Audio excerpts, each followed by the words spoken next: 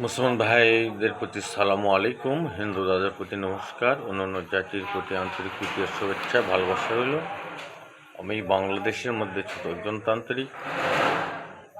আমার ঊর্ধ্বে যারা আছেন তাদের পায়ে তোলার যোগ্যতা আমার নাই। আমি কখনো বড় কথা বলি না।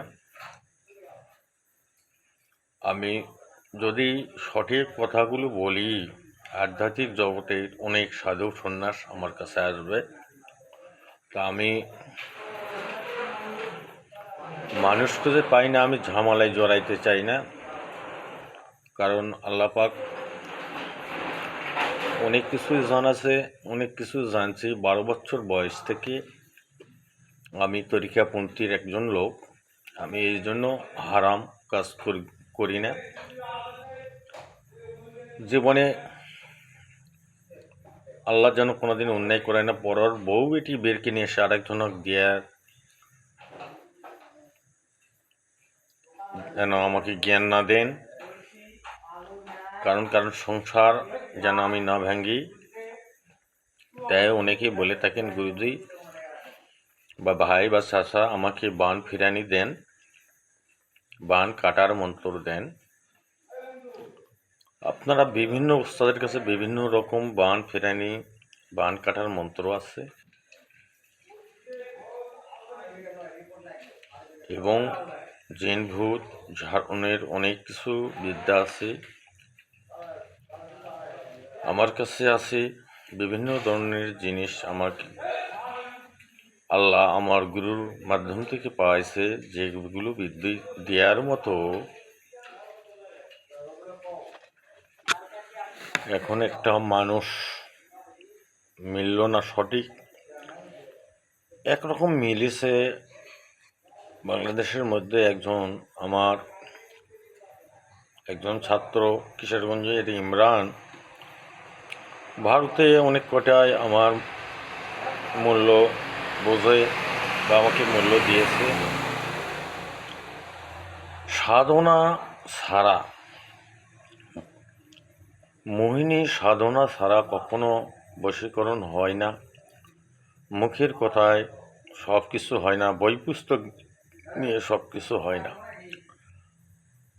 আমার বংশের আমার বড়বাপ ছিলেন কবিরাজ, আমার বাবা ছিলেন একজন সাধক।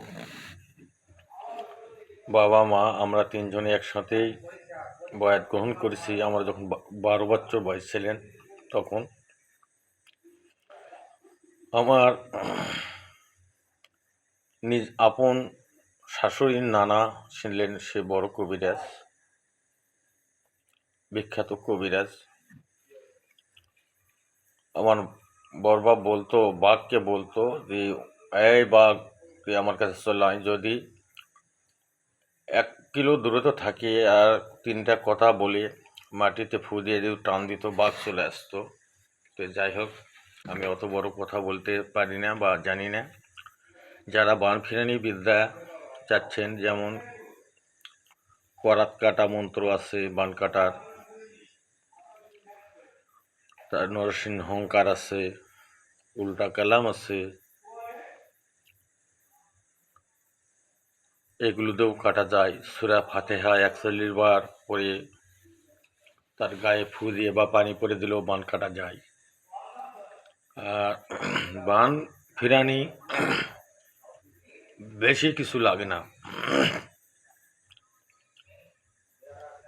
বান ফিরানি বেশি কিছু লাগে না।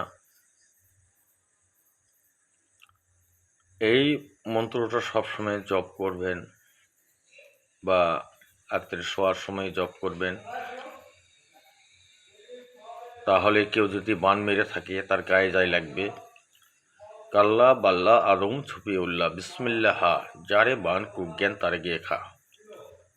কাল্লা বাল্লা আদম ছুপিয়ে উল্লাহ বিসমিল্লাহ, যারে বান কুজ্ঞান তারে গিয়ে খা। এই মন্ত্রটি 7 বার পরে বুকে ফু দিবেন। যদি আপনারা করে দেখেন, আমার মুখের কথা বিশ্বাস হলে করবেন, না হলে করার প্রয়োজন নেই। যদি কেউ তোমাকে বান মেরে থাকে, উল্টা বান তার কাছে যাই লেগে যাবে। যদি আমার উপর বিশ্বাস থাকে আর বিদ্যার উপর যদি বিশ্বাস থাকে, আর বান কাটা মন্ত্র যদি বেশি কিছু নাই জেনে থাকে, হয়তো নতুন শিখতেছেন, হয়তো কেউ বান পারতেছেন না বা বানটা কাটতে পারতেছেন না, সেক্ষেত্রে একটু কথা বললেই 51 বার পরে 51টা ফু দিয়ে ওই পানিটা খাবেন, চোখে মুখে দেবেন, বান কেটে যাবে। 30 কোটি বান হাজারো কালাম বিসমিল্লাহ হরফ দিয়ে জাদু টোনা কুফরি কালাম কাটিয়ে কন্য খান খান। 30 কোটি বান হাজারো কালাম বিসমিল্লাহ হরফ দিয়ে জাদু টোনা কুফরি কালাম কাটিয়ে কন্য খান খান। আর কোনো ব্যক্তি সূরা ফাতিহা আর আয়াতুল কুরসি যদি সেরকম শিক্ষিত না হও, কোরআন যদি ভালো না পড়তে পারো, সূরা ফাতিহা, সূরা ইখলাস আর আয়াতুল কুরসি, যত বড়ি অসুখ হোক, যত বড়ি বান মেরে থাকুক, যত বড়ি জিন ধরে থাকুক, 7 বার সূরা ফাতিহা, 7 বার সূরা ইখলাস, 7 বার আয়াতুল কুরসি করবেন। একবারকে পরে একটা ফু দেবেন পানিতে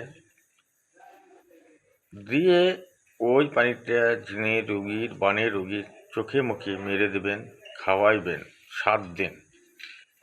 পৃথিবীর বুকে এমন কোনো জিন নেই তার শরীরে থাকতে পারে। আল্লাহর কোরআন সত্য, মুখের বাক্য যদি সত্য হয়, তোমার জিহ্বাটা যদি সঠিক থাকে, আপনি সারাদিন মিথ্যা কথা বলবেন, আপনার কথায় আপনার সূরা কেরাতে কাজ হবে না। আগে মুখকে পবিত্র রাখবেন।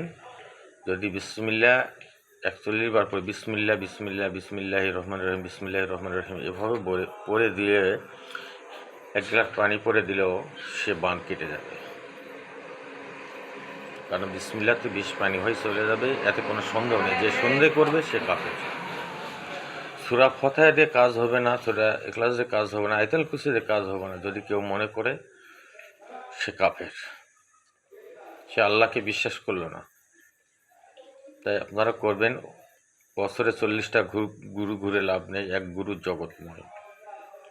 আর যার ভিতর আধ্যাত্মিক শক্তি আছে, যার ভিতর সাধনা শক্তি আছে, যে সাধনা করেছে, যে শ্মশানে সাধনা করেছে, কবরে সাধনা করেছে, যে কবরস্থানে সাধনা করেছে, সে অনেক ধৈর্যশীল, অনেক বিদ্যার অধিকারী, সে কখনো খারাপ কাজ করে না মানুষের উপরে। তাই আপনারা ভালো থাকবেন, সুস্থ থাকবেন। সালামু আলাইকুম।